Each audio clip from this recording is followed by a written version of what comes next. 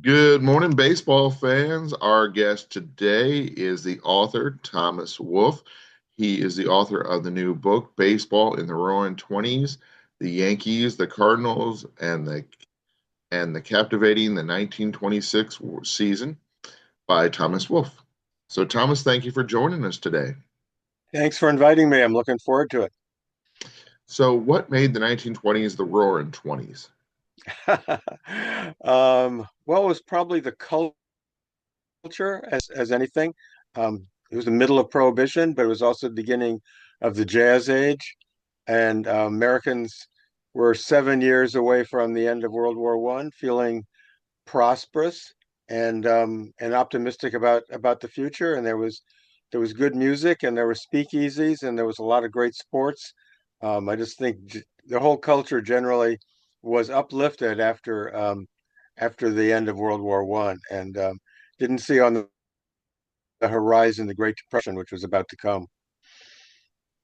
So, why were the 1920s exuberant excess? Kind of like you were saying, I think it had something to do with because they didn't Yeah, see the depression coming. yeah. I think that people were in a mind frame of mind to live for the day, because of the music, because of the sports, because they didn't fear the future. And I think in some ways, prohibition contributed to a kind of joyful lawlessness, that enticed people and made the whole, the music, the dancing, the fact you could go to a speakeasy and get illegal drinks. I think that just enthused people. I mean, at the same time, religion was very important to people. Um, there were evangelists, who had supported the temperance movement. Um, Ku Klux Klan was on the rise. So, I mean, it was not a perfect time in America, but I do think it was a time where many people felt very uplifted and very free. So, what were some of the social changes that took place in the 20s? I think primarily, I mean, the prohibition, of course, changed the whole social structure and how alcohol was treated. And I think that one thing that happened was that we saw an increase in crime because of the need for people to get alcohol. Um, but I think also in terms of the culture as a whole, kind of as I alluded to before, people were excited by the music, and they were excited by the sense of freedom. And movies were beginning to be popular. Radio, more and more Americans bought radios and bought cars because they felt more prosperous. And that changed, I think, the way that people interacted and the way that they felt free. So, during the 20s, did baseball play any role in the social change? I think that as baseball changed, the society of the country changed along with it. And right at the end of the teens, we had the Black Sox scandal, the game fixing scandal that forced baseball to kind of rethink how they were going to present the game to the public. So they hired Judge Landis, Kennesaw Mountain Landis, who was a federal judge. They hired him basically to clean up baseball. And I think by cleaning up baseball, it allowed baseball to go into the 1920s as not only the most important team sport, most popular team sport in America, but also as a um, kind of a escape from everyday life. I think you look at attendance figures from the teens, prior to World War One, 6 to 7 million fans in attendance, and then you look at the attendance figures for the 1920s, where there were up until about 1929, baseball was drawing around 10 million paid customers a year. Plus, there were more baseball fans able to access games because of radio. Baseball and the radio really grew during the 20s, and I think that radio, probably along with some of the other social changes, affected the culture more than anything. I know baseball wasn't really integrated at that time because they had the two leagues, but I understand that there were some maybe exhibition games between the two leagues. Do you think Yeah, that helped at all to change things? yeah, that's a really interesting question and interesting perspective. And you're absolutely right. Although the major leagues, what we think of as the major leagues, were all white, there was a wall of, that separated black baseball from white baseball during the regular season. But in the off season, in the postseason, black teams and black players often played with or against white players. This was true in the California Winter Leagues. It was true later in the 1930s in the Denver Post tournament that black teams. Um, if you didn't live in the Northeast quadrant, St. Louis being the major league team that was the furthest west, Washington Senators being the major league team farthest south. If you didn't live in that area around the 11 cities that had Major League Baseball, you saw baseball played on local fields in exhibition games and postseason games, and sometimes those games were integrated. But even if they weren't integrated, if you were in a black community, you saw the best black players play. If you were in a white community and farther west, you often got to see major league players who traveled there. But yes, the main point, which I think you're making, and I would agree with, is that black players and white players were segregated for even though they were able to play together um, uh, in the off season, in the postseason.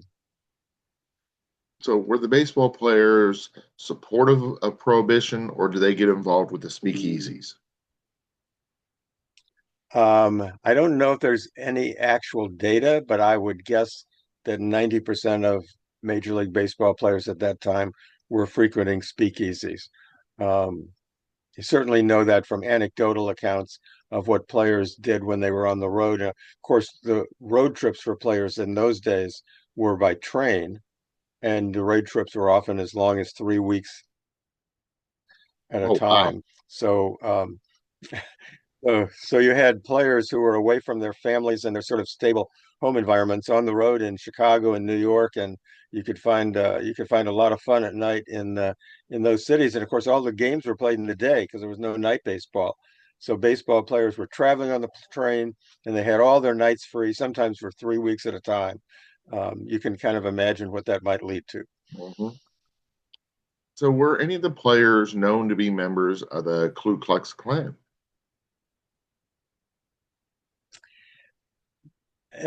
Not openly. There certainly were a lot of players who came from the South and came from communities where the Klan was prominent. Um, there are suggestions or rumors that players like Ty Cobb were members of the Ku Klux Klan. The only person that I know who was really confirmed to be a Klan member is Tris Speaker, who was in 1926, he was the manager of the Cleveland Indians. He grew up in a town in Texas that was dominated by the Ku Klux Klan, so it's not particularly. It's it's very believable that there were players who were connected to the Klan, but I don't have any kind of data that indicates how many or how open they were, or even how invested they were in the Klan philosophy. So, who was Billy Sunday? Billy Sunday. He was a really good ball player in the 1880s and 1890s. Not a great hitter, a very spirited individual, a terrific base runner. But what he became more prominent for was his work outside of baseball as an evangelist and as a member of the temperance movement. He preached, and he was very dramatic. Apparently, he would hold these tent revivals, and he would preach the gospel, and he would act out running the bases and sliding into a base. But his main message was how evil alcohol was. And up until the early 1900s, he was one of the leading figures in the temperance movement. So he's really more well known today for his social views than for his baseball. And is he the one that also did the stunts? as well, or was that someone else? Oh no, he did stunts on stage to I mean, he was apparently a very captivating entertainer and a terrific speaker apparently. And he got thousands of people to come to these tent revivals. So um, So, what made it the golden age of sports, the 1920s? I think there were a couple of things that played into we'll call that the golden age of sports. I think for one reason there was this increased interest in sports from the recreational or fan perspective. More people were going to see games. Horse racing was very big, which had been big in the past. But then you also had all these iconic figures. Um, I'm thinking of Bobby Jones and as a golfer, Bill Tilden as a tennis player. Um, you certainly had the beginning of college football as a kind of important sport for a lot of fans. Red Grange became famous as a college football player and then became a very sort of the first really highly paid professional player. And of course, baseball and all the icons in baseball. Um, the Ty Cobb, Tris Speaker years were kind of transitioning towards the Babe Ruth, Lou Gehrig, Jimmy Fox era. And in baseball, uh, um, you know, the game was played differently once Babe Ruth kind of came on the scene in the 1920s. Power hitting and home runs became much more important part of the game, and that drew more fans to the ballparks. And boxing was really big in the 1920s because you had Jack Dempsey as kind of a cultural hero at the beginning of the decade, and then 1927 was the or 1926 was the first Dempsey Tunney fight, which I do cover in the book. That was one of the most interesting things to research was to go back and look at some boxing history and look at those two famous Tunney Dempsey fights. 130,000 people came to watch that first fight, apparently. Oh, wow. Yeah, I mean, Made it huge hard to crowds, actually huge see it crowd. with that many people there. Yeah. I believe it was 130,000 was in the second fight, which was in Chicago at Soldiers Field. Probably the first fight was in Philadelphia, and that probably had a 60 or 70,000 um, fan attendance. So, um, but those heavyweight boxing championships, they didn't happen on a regular basis. You didn't have two a year. You had one every couple of years, and Dempsey was such a big figure. And then the Tunney Dempsey fights were so dramatic, and have become sort of iconic as boxing matches from that era. So, did Ty Cobb and Trish Speaker, did they fix games? That's a great question. I think it's a question I can't completely resolve, but you're speaking basically to the scandal, the betting scandal that became apparent during 1926. Um, the whole issue arose around a game that was played in 1919 between the Cleveland Indians and the Detroit Tigers. The game was played in Detroit. The manager of the Tigers was Ty Cobb. The manager of the Indians was Tris Speaker. Um, the Indians had already clinched second place. The White Sox had already clinched the pennant. So there was a battle going on at the end of the season for third place, and that was really a battle between the Tigers and the Yankees. So this was an important game for the Tigers. Um, Tigers and Indians were playing a series, and after one of the games, Dutch Leonard, who was a player um, with the Tigers at that point, said that he and Speaker and Cobb met after that game, and Speaker said, "You're going to win tomorrow." He said that to the Tigers, even though he was the manager of the Indians. He said, "You're going to win tomorrow, so we might as well make some money on it." And they all, supposedly, according to what Dutch Leonard alleges, they all put in anywhere from $1,000 to $2,000 to try to get a bet down on the Tigers to win and beat the Indians. Um, the game was played the next day. Uh, The final score was 9-5. I believe there were 31 hits in the game, but the entire game was played in 66 minutes. Oh, wow. Basically, players on, yeah, I mean, you think about that, 66 minutes today would get you maybe to the second inning. Yeah. Um, players on both players on both teams in that game just wanted the season to be over, basically. Cobb was the manager of the Tigers. Speaker was the manager of the Indians. You would think that they would contribute to the Tigers winning, although Cobb only had one hit. Speaker, whose team was supposed to lose, had three hits, including extra base hits. So there's no evidence that either Cobb or Speaker performed badly or performed differently than they normally would in a competitive sense. But there was money bet. Cobb's money apparently was not used. They couldn't get all the money together in time to place the bets.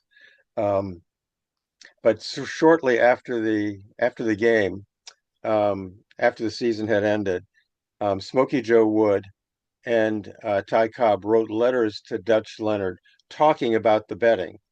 Leonard kept those letters for 7 years, and then in 1926, because he had a grudge against both Speaker and Cobb, he took those letters to Van Johnson, who was the president of the American League, and tried to convince Johnson that there had been a game fixed in 1919 and that he was willing to cover it up if they would give him $20,000, if Hmm. they would buy the letters from him, which Van Johnson did. He bought the letters basically, tried to cover it up. Later that season in September, Judge Landis became aware of this issue, and so he stepped in. Landis stepped in to investigate, and the end result is um, Landis basically said that although there had been some betting that went on, the game was not fixed, and at that time, it was ethical for players to bet on baseball games.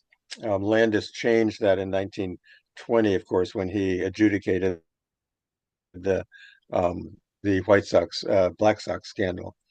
So that's sort of the story.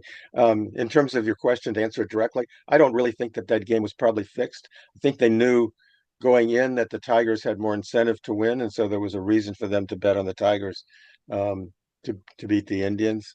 Um, but I don't think there's evidence to prove that the game was actually fixed, and there's certainly nothing that Cobb or Speaker did during the game that would indicate that they were involved in fixing the game. Landis did not want it to become a big scandal, though. In 1926, he had already cleaned up baseball, he thought, with the Black Sox scandal, and he didn't need two icons of the game, Speaker and Cobb, implicated in another scandal.